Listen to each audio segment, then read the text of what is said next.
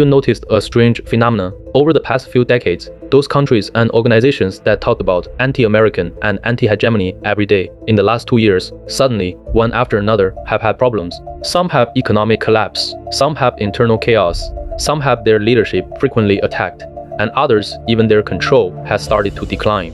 For example, Iran, which has long opposed the United States, has protests at home rising one after another. Then there is Syria, which has experienced a war for over 10 years. The country is in ruins. There is also Venezuela, which has oil reserves top in the world, but has economic difficulties, and Hamas and Hezbollah in the Middle East, which have long had conflicts with Israel, are all facing huge pressure. Many people ask, weren't they always very strong? Why in these years do they suddenly feel unable to hold on? Today, we will explain it to you in the most straightforward words. First, you must understand one thing. Why do they have to oppose the United States? The reason is very simple. It is not because they are born to like confrontation, but because they have no choice. Because the United States is the rule maker of today's world. Global trade uses the US dollar. Global finance cannot bypass the United States. Global military. The United States has hundreds of bases. If you are willing to cooperate, then you can do business, make money, and develop. But if you do not cooperate, the consequence is 4 words: sanctions, blockade. For example, Iran.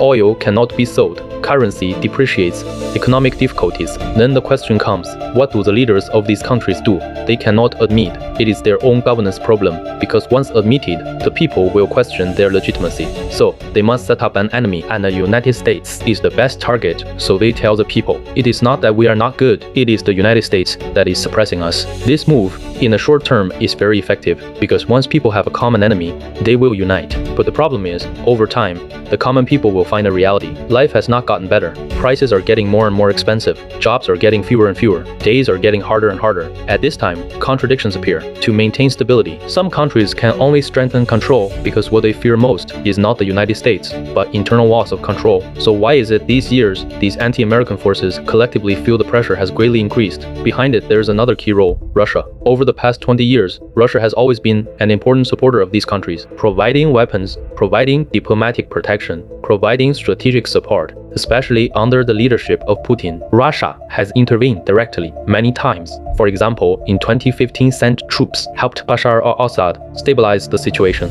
At that time, many anti-American countries felt at ease there was someone backing them up. But in 2022, the Russia-Ukraine war broke out. Russia was comprehensively sanctioned, economy damaged, military power tied up. To sum up in one sentence, Russia's hand can't reach that far anymore, and the United States was waiting for this opportunity. In these years, the United States' strategy has changed, no longer easily launching large-scale wars, but using another way, slowly consuming economic sanctions, financial blockade, allies pressuring, intelligence operations. The core logic of the United States is only one sentence: does not necessarily have to defeat you as long as makes you weaker and weaker, because the real target of the United States is not a certain country, but the entire world pattern. What the United States fears most is not these countries themselves, but them uniting, challenging the dominant position of the United States. So what does the United States do this for?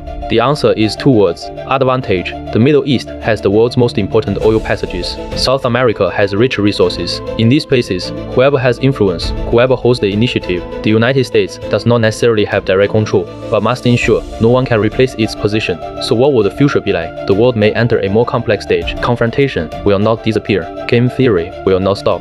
Some countries may choose to ease relations. Some countries will continue to be tough, and some others may look for new paths under pressure. But no matter the result, the most true sentence is, in front of great power, game theory, those who truly bear the pressure are always the common people. They do not decide the war, but have to bear the consequences. They do not make the rules, but have to adapt to the rules. This world has never been a fairy tale. No forever friends, only forever interest. What you see is the news, but behind it is the entire world power being reshuffled. And this reshuffle has just begun.